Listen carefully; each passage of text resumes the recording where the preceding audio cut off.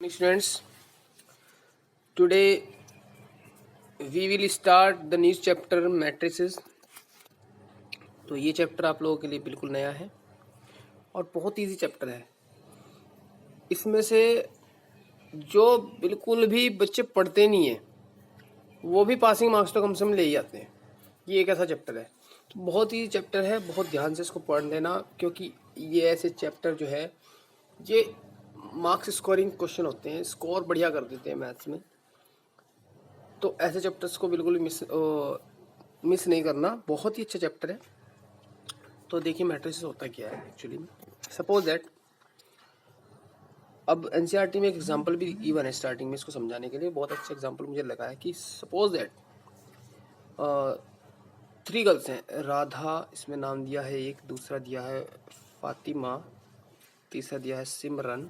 ठीक है, 3 गर्ल्स हैं, राधा, फातिमा और सिमरन। ठीक है, और ये एक शॉपकीपर के पास गई और राधा ने 15 नोटबुक्स खरीदी। क्या खरीदी? नोटबुक्स। मैं यहाँ पे लिख देता हूँ, ये नोटबुक्स है NB। ठीक है, तो इसने 15 नोटबुक्स खरीदी और इन्होंने 2 ही चीज़ ली, नोटबुक्स और पेन्स। ठीक है, पेन। तो राधा ने 15 नोटबुक खरीदी और 6 पेन खरीदे, फातिमा ने 10 नोटबुक और 2 पेन खरीदे, और सिमरन ने 13 नोटबुक और 5 पेन खरीदे। ठीक है, तो ये जो डेटा हमने तैयार किया इसको हम मैट्रिक्स में भी तैयार कर सकते हैं। तो हम इसको ऐसे भी इसको एक्सप्रेस कर सकते हैं। ये जो डेटा मैंने बनाया इसको हम ऐसे भी एक्सप्रेस कर सकते हैं, यानी कि एक ब्रैकेट के अंदर, एक इस तरह से बड़े ब्रैकेट के अंदर हम 15, 10, 13, 6, 2, 5 हम इसको ऐसे लिख सकते हैं, यानी कि यहाँ लिख देंगे राधा, फातिमा, सिमरन। ठीक है, तो ये हो गया। तो ये, और यहाँ पे नोटबुक और ये हमारा पेन। ठीक है, तो हम इसको ऐसे भी रिप्रेजेंट कर सकते हैं, नो डाउट। तो अब ये जो डेटा है, अब इसको तरफ कर रहा हूँ, इसकी कोई ज़रूरत नहीं है क्योंकि ये एक इन्फॉर्मेशन, एक डेटा है। क्लियर? तो अब ये जो मैंने एक इन्फॉर्मेशन तैयार करी, इसी को हम मैट्रिक्स बोलते हैं। तो मैट्रिक्स में इसमें क्या होता है, ये जो है इसको हम फर्स्ट रो बोलते हैं। क्या बोलते हैं? First row. ये फर्स्ट रो कहलाती है। ये जो है ये सेकंड रो कहलाती है, सेकंड रो। और ये है हमारी थर्ड रो, ये ध्यान रखना है, थर्ड रो कहलाती है। और इस तरह से ये वर्टिकल जो लिखे हुए इसको हम कॉलम बोलते हैं। फर्स्ट कॉलम, फर्स्ट कॉलम है हमारा, ये हमारा सेकंड कॉलम है, सेकंड कॉलम। ऐसे ही बहुत सारे नंबर ऑफ रोज हो सकते हैं, बहुत सारे नंबर ऑफ कॉलम्स हो सकते हैं। और ये जो डेटा लिखा हुआ है ये पूरा रेक्टेंगुलर फॉर्म में है, रेक्टेंगल बन रहा है। ठीक है ना, ये रेक्टेंगुलर फॉर्म में हमारा एक डेटा है। क्लियर? यानी कि इसमें नंबर ऑफ रोज और नंबर ऑफ कॉलम अलग अलग हो भी सकते हैं, नहीं भी हो सकते। ठीक है, अगर इक्वल है तो वो स्क्वायर फॉर्म में होगा, और अगर ये अलग अलग नहीं है तो ये रेक्टेंगुलर फॉर्म में होगा। ठीक है ना, अगर ये अलग अलग है तो रेक्टेंगुलर फॉर्म में, और अगर अलग अलग नहीं है, इक्वल है, तो स्क्वायर फॉर्म में होगा। ठीक है, तो चलिए इसके बाद इसमें हम इसकी डेफिनेशन की अगर बात करते हैं, डेफिनेशन, तो a matrix is an ordered rectangular array of numbers और फंक्शंस। ठीक है, तो क्या हमने डेफिनेशन दी है, इसकी लिख लेना डेफिनेशन, कि जो एक मैट्रिक्स होती है वो नंबर्स या फंक्शंस का एक रेक्टेंगुलर ग्रुप होता है, एरे होता है। ठीक है, और ऑर्डर रेक्टेंगुलर, ऑर्डर मतलब एक क्रम में, एक व्यवस्थित तरीके से। ठीक है, द नंबर्स और functions are called the elements of the entries of the matrix. तो ये जो नंबर्स ये होते हैं या फंक्शंस होते हैं, ये क्या होते हैं? मैट्रिक्स की जो एंट्री होती है, उस एंट्रीज, यानी मैट्रिक्स के अंदर जो एंट्रीज हम फिल कर रहे हैं उन्हें एंट्रीज, उनकी एंट्रीज बोलते हैं या फिर एलिमेंट्स बोलते हैं। यानी कि जो अभी हमने एक सेट बनाया था 15, 10, 13, एक मैट्रिक्स बनाई थी 6 to 5, तो ये जो है ये नंबर्स भी बोल सकते हैं, इनको फंक्शंस भी बोलते हैं। तो ये क्या होते हैं? ये इस मैट्रिक्स के एलिमेंट्स कहलाते हैं। एलिमेंट्स या मैट्रिक्स की एंट्रीज भी हम इनको बोल देते हैं। ठीक है, चलिए, the next topic is that order of A matrix. ठीक है, तो ऑर्डर ऑफ ए मैट्रिक्स क्या है? सपोज दैट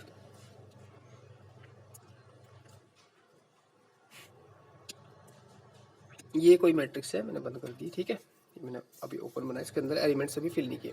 तो इसका जो फर्स्ट एलिमेंट होगा वैसे तो हम सारे एलिमेंट्स को इसको ए से रिप्रेजेंट करते हैं, किससे, ए से, ऐसे ही ए यहाँ पे इस तरह से, ठीक है।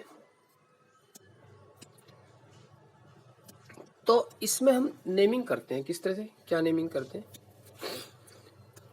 कि एलिमेंट के सामने अगर वो एलिमेंट फर्स्ट रो में है तो रो को हम पहले नंबर पर रिप्रेजेंट करते हैं, और अगर कॉलम जिस भी कॉलम में होगा उस कॉलम को हम सेकंड नंबर पर रिप्रेजेंट करते हैं। तो A11 का मतलब ये है कि जो A11 का मतलब है कि ये जो एलिमेंट है A11 ये फर्स्ट रो फर्स्ट कॉलम में होगा, first row first column, first वाले को हम रो से रिप्रेजेंट करते हैं और सेकंड वाला कॉलम से, ठीक है।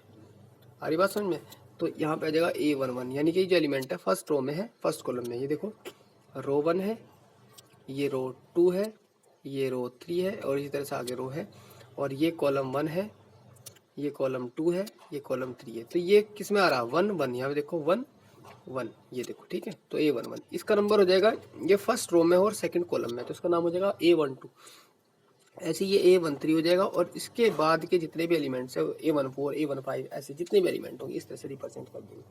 अगर मैं इस वाले एलिमेंट की बात करूँ तो ये वाला एलिमेंट है सेकंड रो फर्स्ट कॉलम में, तो इसको 2 1 बोलूँगा, ये 2 2 हो जाएगा, ऐसे ये 2 3 हो जाएगा, आगे डॉट डॉट डॉट। इसी तरह से ये हमारा ये वाला एलिमेंट जो है ये थर्ड रो में है और फर्स्ट कॉलम में, तो इसको A31 बोलूँगा, ऐसे ही ये A32 हो जाएगा, और ये 3 3 हो जाएगा, और इस तरह से आगे से। तो इस तरह से हम एलिमेंट्स के ऑर्डर हम डिसाइड करते हैं, ठीक है ना।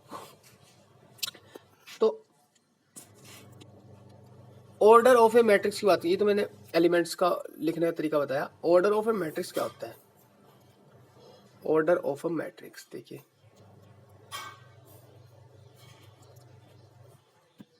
अगर कोई मैट्रिक्स है इसमें 3 एलिमेंट ऐसे हैं, यानी फर्स्ट रो में 3 एलिमेंट है और सेकंड रो में भी 3 एलिमेंट है, ठीक है। तो इसमें टोटल रोज कितनी हो रही है, रो 1 हो गई, ये रो 2 हो गई, और ये कॉलम 1, ये कॉलम 2, और ये कॉलम 3, ठीक है। तो कॉलम 1 कॉलम 2 कॉलम 3 होगी। तो इसमें 3 तो है कॉलम और 2 है रो, तो इसका जो ऑर्डर होगा वो होगा R इंटू सी, यानी कि row number of rows into number of columns, यानी कि किसी भी मैट्रिक्स का जो ऑर्डर होता है उसका number of row into number of columns होता है। यानी कि अगर इसमें 2 रो हैं और 3 कॉलम है तो हम उसको लिख देंगे 2/3। तो यानी कि इस ये जो मैट्रिक्स है इसका जो ऑर्डर है वो 2/3 होगा, ठीक है ना। इसका मतलब समझ जाना कि इसमें 2 रो है और 3 रो है कॉलम है, ठीक है ना। टोटल 3 कॉलम्स है, क्लियर। चलिए एग्जाम्पल नंबर 1 है, एनसीईआरटी में मैं क्लिक करके भेज दूंगा एग्जाम्पल 1, फोटो सेंड कर दूंगा आपको। तो एग्जाम्पल 1 है, consider the following information regarding the number of man and women workers in 3 factories 1 2 3। तो 3 फैक्ट्रीज है, 3 फैक्ट्रीज है 1 2 एंड 3, और यहाँ लिखा हुआ है मैन वर्कर, और यहाँ वुमेन वर्कर्स लिखी हुई है वुमेन, और डेटा गिवन है 30 25 27, और यहाँ पे 25 31 26 कह रहा है। इस डेटा को मैट्रिक्स में रिप्रेजेंट कर दो, तो मैट्रिक्स में रिप्रेजेंट कर देंगे, लिख देंगे किसी मैट्रिक्स का नाम ए, जैसे हम सेट का नाम लिखते थे ए, ऐसे मैट्रिक्स का नाम लिख देंगे ए इजकल टू, ऐसे लिख देंगे 30 25 27 25 31 26, और ऑर्डर लिख देंगे इसका 3/2, क्योंकि इसमें 3 रो है 1 2 3 और 2 कॉलम है 1 2, ठीक है। तो ये हमारा आ जाएगा आंसर, क्लियर। चलिए नेक्स्ट है हमारा example number 2, if a matrix has 8 elements what are the possible order it can have। अगर एक मैट्रिक्स के अंदर 8 एलिमेंट है, टोटल 8 एलिमेंट्स है, तो 8 एलिमेंट्स ऐसे भी हो सकते हैं 1 2 3 4 5 6 7 8, इस तरह से हो सकते हैं, या इस तरह से भी हो सकते हैं 1 2 3 4 5 6 7 8, ऐसे भी हो सकते हैं, या ऐसे भी हो सकते हैं 1 2 3 4 5 6 7 8, या फिर वो इस तरह से हो सकते हैं 1 2 3 4 5 6 7, और इसके नीचे ही 8 जगह बचनी, यानी कि उसका ऑर्डर 1/8 भी हो सकता है, 8/1 भी हो सकता है, 2/4 भी हो सकता है, 4/2 भी हो सकता है, यानी कि जो इसके फैक्टर्स होंगे, ठीक है ना, वही फैक्टर इसके ऑर्डर बन जाएगा, ठीक है, ऑर्डर बन जाएगा मैट्रिक्स का। यानी कि उसमें रो में एक रो 8 कॉलम हो सकती है, 8 रोज 1 कॉलम हो सकता है, 2 रोज 4 कॉलम्स हो सकते हैं, 4 रोज 2 कॉलम्स हो सकते हैं। इसके अलावा कोई भी पॉसिबल ऑर्डर उसका पॉसिबल नहीं है, ठीक है। चलिए, तो नेक्स्ट क्वेश्चन इज दैट, बहुत अच्छा क्वेश्चन है नेक्स्ट, एग्जाम्पल नंबर 3, और बहुत कुछ क्लियर कर देगा। एग्जाम्पल नंबर 3 है हमारा, construct 3/2 matrix whose elements are given by a i j. देखिए ये लिखा हुआ है a i j is equal to 1/2 i minus 3 j का मोड। क्लियर। देखो ए आई जे क्या है, ए आई जे एलिमेंट को रिप्रेजेंट करता है, ए आई जे किसको रिप्रेजेंट करता है, एलिमेंट को। किसी भी मैट्रिक्स के एलिमेंट जो होता है वो ए आई जे रिप्रेजेंट होता है, ए आई जे से रिप्रेजेंट होता है। और व्हाट इज आई, आई जो है वो नंबर ऑफ रोज है, और जे क्या है, नंबर ऑफ कॉलम्स है। Clear, number of rows number of columns i j. तो यानी कि सीधी सी बात है, हमें उसने बोल दिया कि एक 3/2 की मैट्रिक्स कन्वर्ट करो 3/2 की। 3/2 का मतलब जिसमें 3 रो हो और 2 कॉलम हो।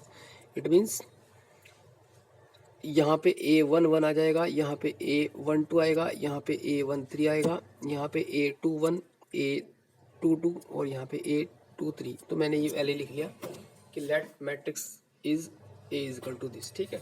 तो सबसे पहले आप लोग A11 निकाल लोगे। A11 कैसे निकलेगा, यहाँ पे हमने I की वैल्यू भी 1 रख दी और J की वैल्यू भी 1 रख देंगे इस वाले को, इसमें फॉर्मूले में 1/2 1 minus 3 into 1 that is 1 minus 3, positive 3 आएगा तो यह आ जाएगा 3/2। तो यहाँ पे A11 की जगह पे क्या आ जाएगा, नेक्स्ट लाइन में करना है तो मैं रफ कर रहा हूँ, ऐसे तो मैं नहीं करना, तो मैं नेक्स्ट लाइन में लिखना है, hence A is equal to, ठीक है। पहले A11 भी निकाल लोगे, ऐसे ही A12 निकाल लेना। A12 आ जाएगा 1/2 1 माइनस 3 इंटू 2 3 2 जा 6। अच्छा 1 माइनस 3 दैट इज 2 आएगा, 2/2 ये -1 आएगा, सॉरी ये आएगा -1, यानी कि सॉरी 2 पॉजिटिव 1 आएगा। ऐसे ही ये आ जाएगा 5/2। क्लियर। तो ऐसे वैल्यू निकालते जाना, और जब सारी वैल्यूज निकल जाएं तो यहाँ पे आप लोग एक ही जगह पर रख देना, तो ये हमारी मैट्रिक्स तैयार हो जाएगी। क्लियर। चलिए,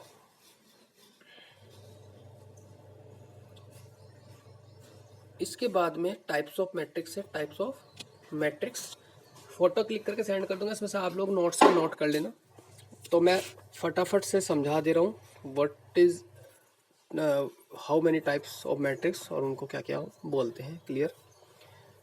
तो देखो, सबसे पहले हमारी कॉलम मैट्रिक्स, सबसे पहले है कॉलम मैट्रिक्स, कॉलम मैट्रिक्स, ठीक है। तो कॉलम मैट्रिक्स जिसमें सिर्फ कॉलम ही हो, रो ना हो, उसे कॉलम मैट्रिक्स बोलते हैं, ठीक है। यानी कि जिसमें सिर्फ एक ही कॉलम हो उसको कॉलम मैट्रिक्स बोलते हैं। यानी कि उसका जो ऑर्डर है वो कुछ भी हो सकता है, उसमें कितनी भी रो हो सकती हैं, लेकिन कॉलम सिर्फ एक होगी, उसे कॉलम मैट्रिक्स बोलते हैं। देखो मैंने M से शो कर दिया, इसका मतलब M का पता नहीं M कितनी भी हो सकती है। ये होगी हमारी कॉलम मैट्रिक्स, ठीक है। इसी के अपोजिट बिल्कुल ठीक रो मैट्रिक्स, रो मैट्रिक्स यानी कि इस तरह से रो मैट्रिक्स, यहाँ पे एलिमेंट लिखे हुए हैं बहुत सारे एक रो में, यहाँ पे कॉलम में ऐसे लिखे हुए थे, ठीक है। तो यानी कि एक ऐसी मैट्रिक्स जिसमें रो 1 हो, यानी एक ही रो हो, कॉलम कितने भी हो सकते हैं, M लिख दिया, ठीक है। तो वो होती है रो मैट्रिक्स। क्लियर। चलिए, इसके बाद स्क्वायर मैट्रिक्स। स्क्वायर मैट्रिक्स कैसी होती है, number of rows is equal to number of columns. अगर एक ऐसी मैट्रिक्स हो जिसमें रो और कॉलम, यानी number of rows is equal to number of columns अगर है, तो ऐसी मैट्रिक्स स्क्वायर मैट्रिक्स कहलाती है। यानी कि इसका जो ऑर्डर होगा वो M/M इस तरह से होगा, यानी कि ये भी और ये भी इक्वल, यानी कि अगर 3 रो है तो 3 ही कॉलम होंगी, ठीक है। ये होगी हमारी स्क्वायर मैट्रिक्स। इसके बाद है हमारी डायगोनल मैट्रिक्स। तो डायगोनल मैट्रिक्स क्या होती है, डायगोनल मैट्रिक्स सबसे पहले तो स्क्वायर मैट्रिक्स होती है। डायगोनल मैट्रिक्स क्या होती है, एक स्क्वायर मैट्रिक्स को डायगोनल मैट्रिक्स बोलते हैं। यानी कि एक स्क्वायर मैट्रिक्स है, चलो 3/3 के लिए लेता हूँ, यहाँ पर लिखता हूँ 1 2 3 4 5 6 7 8 9, ठीक है।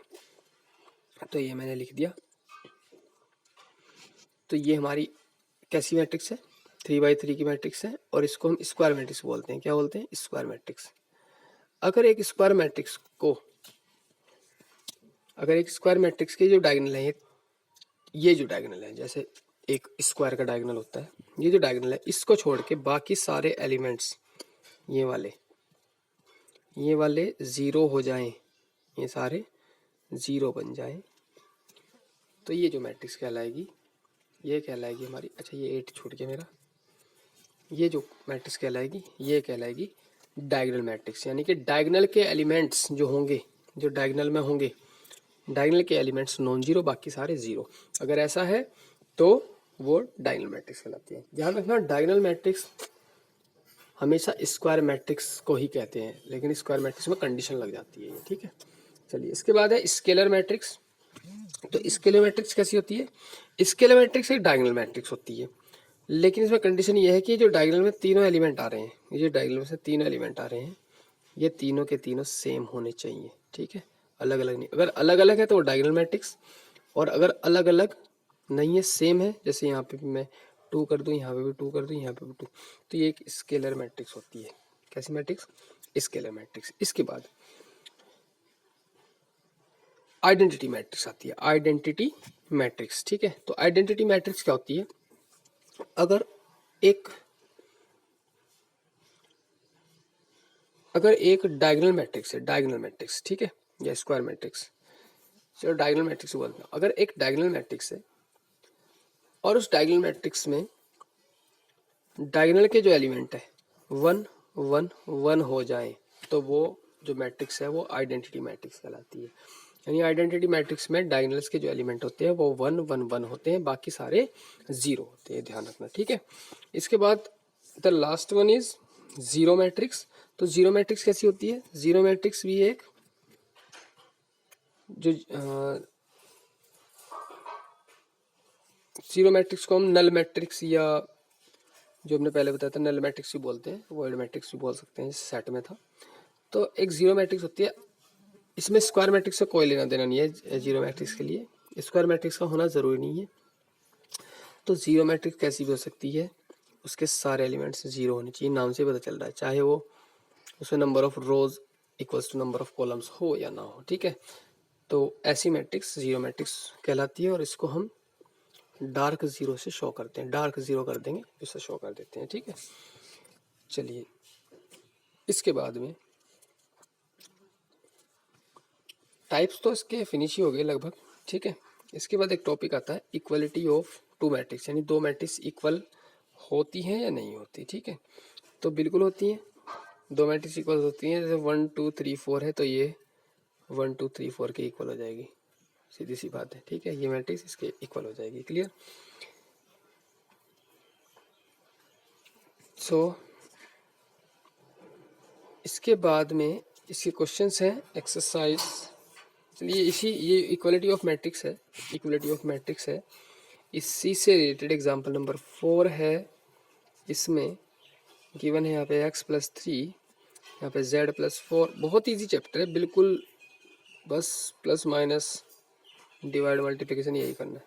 a-1 0, b-3 -21 0, ये है एक मैट्रिक्स, और इसके इक्वल टू में लिखा हुआ है यहाँ पे 0 -6, ये 0 है, ठीक है, -6 2b+4 लिखा हुआ है, यहाँ पे 6 -3 लिखा हुआ है, यहाँ पे -21 लिखा हुआ है, और यहाँ पे 3y-2 लिखा हुआ है, यहाँ पे 2c+2 लिखा है, 2c+2, और यहाँ पे लास्ट में लिखा है 0, ठीक है। तो कह रहा है ये दोनों मैट्रिक्स में है, इफ़ ये दोनों आपस में इक्वल है, इक्वल टू का साइन लगा हुआ है, तो find the value of A B C D.